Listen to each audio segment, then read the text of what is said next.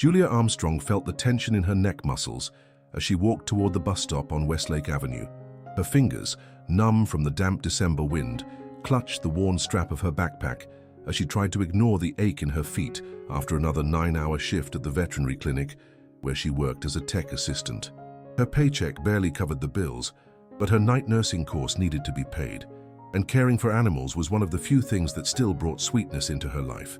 Her father had left when she was only 8, and since then, Julia had learned to rely solely on herself.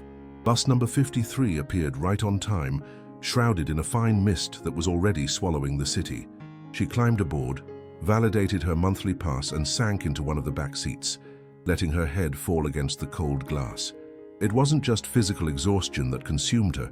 It was the sense that life was always on the edge of becoming something, but never quite did.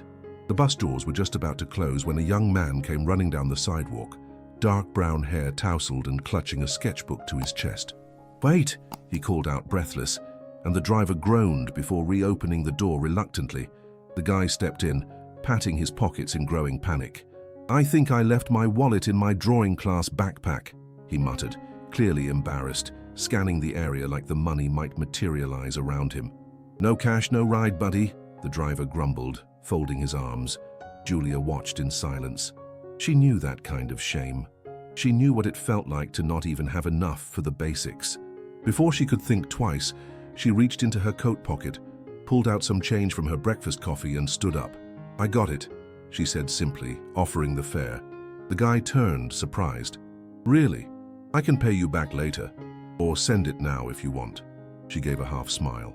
"Don't worry, it's just a bus ride. Maybe one day you'll do the same for someone else." He thanked her and sat a few rows away. Julia went back to resting her forehead against the glass, trying to forget how familiar that look of humiliation was. What she didn't know was that she had just helped Benjamin Keller, only son of the founder of Keller and Reeves Holdings, a multinational in the renewable energy sector valued at over $40 billion. But at that moment, Benjamin wasn't a legacy. He was just a 24-year-old guy skipping a dinner with executives, dressed in plain clothes, hiding a gold watch in his backpack, and trying to figure out who he was without the weight of his last name. The next morning, in between giving an injection to a golden retriever and cleaning a cage for a frightened parakeet, Julia heard a familiar voice. "Can I get a coffee to go?" When she looked up, there he was, the guy from the bus. He smiled like he'd known her for years. "You again?" she asked, drying her hands on her scrubs. "Told you I'd pay you back, plus I missed the best coffee in the city. And the nicest service, of course." Julia blushed a little. "Not many customers show up to thank me for a bus fare." He laughed, leaning on the counter. "I'm Ben. And you are?" "Julia." They shook hands, and soon he was seated at one of the tables, reading a beat-up book while she got back to work, still a bit stunned by the coincidence. By the end of the day, while she was wiping down the cafe tables attached to the clinic, Ben was still there, scribbling in his notebook. She walked over. "Don't you have somewhere else to be?" He smiled. "Not with free coffee and good conversation." Julia shook her head, laughing, and for the first time in a long while she sat across from someone who didn't want anything from her, just to be there. They talked about art, the chaos of life, how things sometimes felt stuck in slow motion, even when everything inside you was screaming for change. Then came the question, "What do you really want, Julia?" She hesitated. "I want to graduate, work for a vet NGO abroad, and I want my mum to smile again. She's been too sad since my brother left. I just want simple things." He listened silently, didn't laugh, didn't interrupt, and when he finally spoke, his voice was soft. "I just want to be seen as a regular person, without the numbers, without the last name." She looked at him, and at that moment, she knew there was much more behind that guy in scuffed sneakers and a gray coat than he would ever admit up front. What started as casual meetings at the cafe quickly turned into quiet little rituals. Julia, who used to drag herself through the day counting down the minutes until she could go home, now found herself hoping for the sound of the doorbell that announced his arrival. Ben always showed up between the end of her shift and the start of her night classes. Sometimes he brought books to exchange, other times he just sat in silence, watching her move between tasks like simply being there was enough. He never forced conversation, but there was a constant kindness in his presence, a kind of attention that didn't feel rushed or transactional. One cold Friday night, while the city lights flickered like miniature constellations through the cafe's fogged windows, they decided to take a walk. The wet pavement reflected the street lamps, and Julia, tucked into her worn-out coat, felt more alive than she had in months. "So you still haven't told me what you did before becoming the cafe's mysterious guy," she joked lightly, but with a hint of curiosity.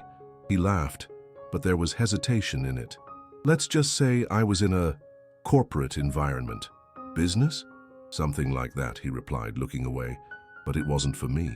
The meetings, the expectations, the constant feeling of representing something that made no sense." She nodded. "I get it. It's hard to stay whole in a place that demands you be someone else." Ben stopped at a 24-hour flower stand, bought a single white rose, and handed it to her. "For your good taste in books, and for always saying what you think." Julia laughed, caught off guard. "That's a first. No one's ever given me a flower for being honest." He just smiled. It wasn't what he said that charmed her. It was the way he looked at her, like she mattered, like he was fully present. The following week, he showed up at a college presentation Julia would have preferred to keep private. A seminar on zoonotic diseases in a cramped room with plastic chairs and terrible coffee. But he was there, notebook in hand, listening attentively like she was giving a keynote at a global conference. When she finished, their eyes met from across the room, and without a word, he clapped. Julia smiled, and for a moment, she felt untouchable. But as time passed, certain things started to stand out. The top-tier phone he barely used in public, the times he vanished for 2 or 3 days without explanation, the way he dodged questions about where he lived. They weren't lies, just carefully curated omissions. And Julia, so used to people disappearing after getting what they wanted, began to wonder what exactly he was hiding. It was on a lazy Saturday afternoon, over a makeshift lunch at her place, simple rice, grilled vegetables, and orange juice, that she decided to ask. "You know almost everything about me, Ben. My classes, my job, even stories from when I was a kid, but I still don't know who you really are." He pushed his fork around on the plate. "Julia, if it's something you can't tell me, fine. Just let me know if this friendship, this whatever it is, feels real to you." He looked at her for a long moment, and something in his face softened. "It's real. This is the most real thing I've had in a long time." But that night, he didn't stay late, and he didn't show up for the next few days.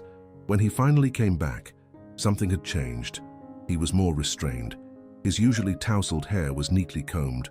The stubble was gone, and he wore a shirt that, no matter how subtle, screamed luxury to trained eyes. Julia tried to ignore it, tried to pretend nothing had shifted, but there was a shadow between them now, a silence no conversation could quite pierce. It was during an overnight shift, as Julia leaned over the clinic's front desk with an anatomy book open and her eyes burning from lack of sleep, that the phone rang. Ben's voice was on the other end. "I need to see you tomorrow. Can I come by the clinic?" She nodded, even though she sensed that something was coming that might unravel everything they'd built. The next morning, Ben showed up at the clinic before the sun had fully risen. Julia's uniform still bore stains from the previous night's shift, and her face had barely met the cold sink water when she saw his silhouette through the glass door. He held an envelope but looked heavier than the paper he carried. Julia opened the door and, without a word, led him to the break room. The ticking of the wall clock was louder than ever between them. "What's that?" she asked, pointing to the envelope. Ben took a deep breath. "Before anything, I want you to know that everything I told you about how I feel, it's real." Julia remained standing, arms crossed. "Just tell me." He placed the envelope on the table. Inside were magazine clippings, printed pages from business websites, and at the center a picture of him. Not Ben, but Benjamin Lucas Keller, heir to Keller and Reeves, posing alongside his father and the company's CEO. Julia felt her stomach turn. You lied to me this whole time." He raised his hands like someone trying to contain a fire. "I never lied about my feelings, I just hid who I was. Because every time people find out, everything changes. I needed to live something outside the bubble, to figure out who I am without my last name's shadow." She stared at him like she was trying to reconcile the man who fumbled over coffee and shared quiet evenings with the polished face printed on finance magazine covers. "You saw me scrubbing dog vomit at 2 a.m. She watched me count coins to make rent and at no point thought I deserved to know who I was opening up to." Her voice cracked, not out of anger, but disappointment. "You didn't trust me." He stepped closer, cautiously. "I trusted you so much it scared me. You saw me like no one else ever has. I didn't want to lose that." Julia stepped back, eyes brimming with tears. "But you lost it, just the same." What neither of them knew was that an intern at the clinic had snapped a photo of Ben handing over the envelope and, without context, shared it in a campus gossip group. Within 12 hours, the image went viral alongside captions like "Vet Tech's mystery boyfriend" or "Billionaire in disguise." The internet, ever hungry for a good scandal, took it from there. The next day, Julia saw her name splashed across local gossip sites. The barista who won the renewable energy prince, Vet Clinic Cinderella, the billionaire and the girl in blue scrubs. Headlines painted her as some soap opera character. At work, people looked at her differently. On campus, classmates whispered. Even her professors commented, some with curiosity, others with thinly veiled judgment. She felt exposed, like something private had been ripped from her and broadcasted to the world. Ben tried to call, sent messages, waited for hours outside the clinic, but she didn't reply. She needed space. Silence, a chance to rebuild without the shadow of a golden empire that had appeared out of nowhere. By the end of that week, walking alone through a park near her house, Julia sat on a bench beside an older woman reading a newspaper. On the front page, there it was, her photo with Ben. "Funny, isn't it?" the woman commented. "Everyone wants to know other people's lives, but no one asks how your day went." Julia gave a melancholic smile. "Today was one of the hardest days of my life." The woman folded the paper with care. "Maybe it's just the chapter before your next beginning." That night, Ben wrote a letter, not a message, not an email, a handwritten letter, like his words needed to live on something real, something she could keep or tear apart. But that existed. He didn't just apologize, he explained. He wrote about growing up in a world where everyone had an agenda, where smiles came with strings attached, about how when he saw Julia on that bus, forehead resting against the window, he knew she didn't see the world through filters, and that terrified him, because truth is often heavier to carry than any lie. He left the letter with Lisa, Julia's co-worker at the clinic, and asked her to give it to Julia only if she ever asked for it, and then he disappeared. No calls, no texts. Time moved slowly after that. The weeks dragged on as if they were carrying weights around their ankles, and although Julia kept up with her routine, work, classes, studying, she felt like she was moving behind thick glass, detached from the real world. The texts from curious people stopped, the stares faded, and soon the city found new scandals to obsess over, but inside her, everything was still simmering. Until one grey Tuesday, almost having forgotten herself, she asked about him. "Lisa, that guy who left the letter, do you still have it?" Her co-worker didn't say a word. She just pulled it out of a drawer at the front desk, as if she'd been waiting for that moment to come. Julia read the letter alone, in the corner of the break room, her eyes devouring every line like it was a reunion with someone she wasn't sure she could forgive. Ben's words weren't perfect. They weren't romanticized. There was guilt, yes, but also something rare. Vulnerability. He didn't try to justify himself, just showed her what he felt. And in that piece of paper, slightly worn from time, Julia didn't see the heir, but the man trying to become whole. Still, she didn't reply. Not yet.